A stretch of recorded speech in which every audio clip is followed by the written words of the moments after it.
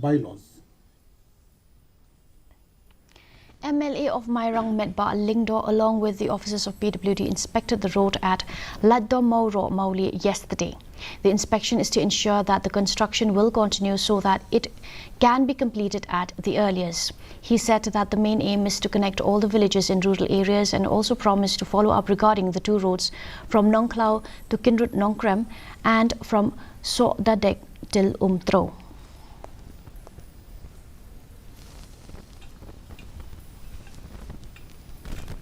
Ini rayo ira sanction na kabenta kini kisurok na kimai kisnong Mawlieh kan Laitdom sini bat kunjuru hakaju kupor na kabenta kituki surok kibade na du nang kinako Nongklau sa Kinrut Nongkrem kituru lakung gunungi lakmi uti ba hakanika sibnai tam dunai ngi kwil tiba in sayot lai sanction